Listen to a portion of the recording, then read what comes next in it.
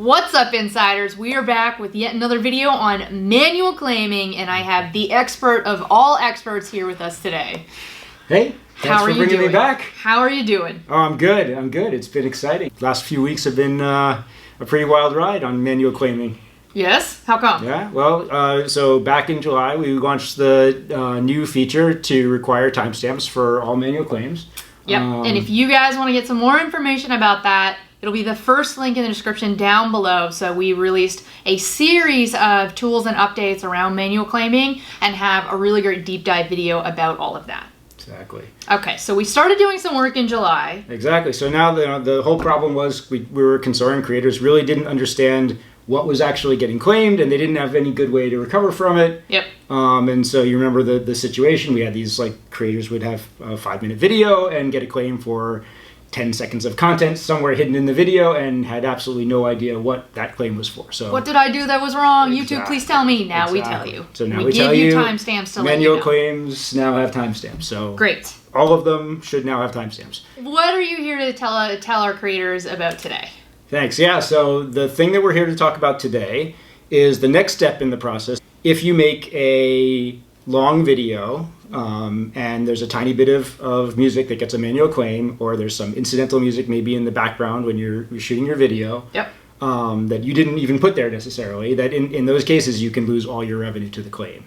And, you know, we understand that, you know, the music, those rights holders have rights, and we think that the creators' rights need to be respected as well. We're going to limit the ability for music claims, manual music claims, to monetize creator videos when the creator has either used a tiny, very small amounts, I'm talking like single-digit seconds of music yep. in their video, or if the music was not added by the creator, but instead is sort of incidental, environmental music that was maybe because you're shooting in a coffee shop and some music was yep. playing in the background. Yep. As long as the creator is not adding the music or interacting with the music, then those cases will not be allowed to be monetized. Okay, now you just said a lot, so let's unpack that for a second. So to clarify, we are just talking about manual claims, not Content ID automatic claims. That's right. Okay, and you were just talking about audio, and then also just about the monetization policy that would be applied in the terms of a claim here. Exactly. And so we've also got, you know, in terms of other policies, we've got block, we've got track, and monetize, those three, correctly? Exactly. So it's only that one. Exactly. So, you know, what that means is that the music rights still have to be respected, and so the music partners are still able to make those claims. They just won't be able to apply a monetized policy. Okay. So in some cases, they may choose not to claim at all. They may just decide this is a small or incidental use and it's just fine to let it go. They may. And so no impact on creators. In that case, the creator is fine to continue to monetize and everything is okay. They may choose to implement a track policy, and a track policy is effectively a no monetization policy. So that would mean that it's neither the creator nor the third party nor the music company can monetize that video. And then the third possibility is that they do have the rights to block that video. And so you may see cases where small amounts of content result in a video being blocked. Okay. So these changes where we're saying that you cannot manual claim for short uses and for incidental uses, they only apply when a manual claim wants to monetize.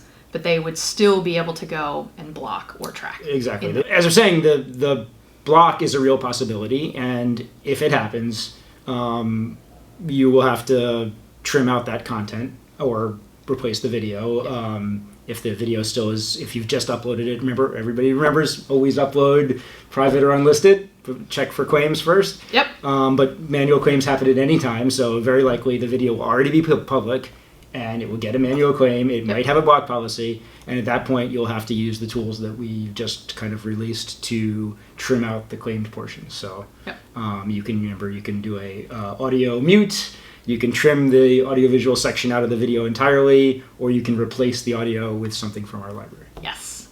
and more details about that, because those are all like relatively new improvements that we rolled out. Those are all in that first video that we talked about down below. Okay, so you talked about short audio segments. Give us some more information about what exactly you're thinking about there. Right. So, you know, the thresholds are a little fuzzy, frankly, and, you know, we're talking about single-digit kind of seconds and just a couple of seconds of music. I think the bigger point is that creators shouldn't really focus on trying to aim for that threshold or just below it or just above it. The bigger thing is to think about, you know, do you absolutely need to use copyrighted music in this video? And if so, understanding that it may get a claim, and now it may be a block policy that you'll have to deal with in that video. Yeah. So how would you answer the question of, hey, I actually would prefer the rights holders to monetize my content rather than blocking it and taking it down from everybody because I worked really hard on that? Yeah. No, it's a fair question. It's definitely one that we wrestled with a lot when we came to this conclusion. But yeah, I do think there will be cases where a creator will end up with a block policy and feel like, darn, I would have really, as much as I thought it was unfair that I gave up all my revenue, I also don't like to have my video blocked. Okay, let's dive more into incidental, because this is something that I have seen a lot of comments on our channel just generally asking about this, so we can dive into more details about exactly what you mean by incidental background music. Exactly. So it means different things to different people. Okay. And so what does it mean for these systems that you're implementing now? Exactly. So in this context, what we're talking about is music that just happens to be in the area where you were shooting, is not very dominant in the video, wasn't added by the creator, either by the creator turning on the radio or adding it in post-production, or even going, you know, if the creator intentionally went to, for example, goes to a concert and then does an interview where they're intentionally keeping that music in, all of those things would really not qualify for incidental.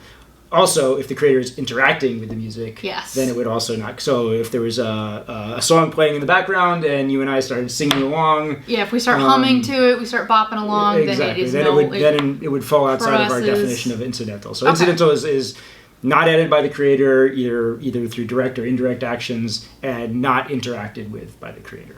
Okay. Just happens to be there. So if I'm in a shopping mall and I'm doing a vlog and there's some music on in the background, that would be considered incidental. Exactly. There. Okay. Exactly. All right, so that covers all the updates that you wanted to talk about in this video. Yep. So these are a lot of changes, a lot of improvements that we're making to our manual claiming system to try to make it more fair for all parties involved here. This is not the end. There's a large team of folks who are continuing to work hard at this. So this is not the last time you will see this guy giving us updates on this channel. I hope not, at least. We'll say. Maybe down in the comments, say, make it the last time we see him. No. Okay, so that being said, if folks do have questions about things, please drop them down in the comments down below. Absolutely. If you guys like this video, thumbs up.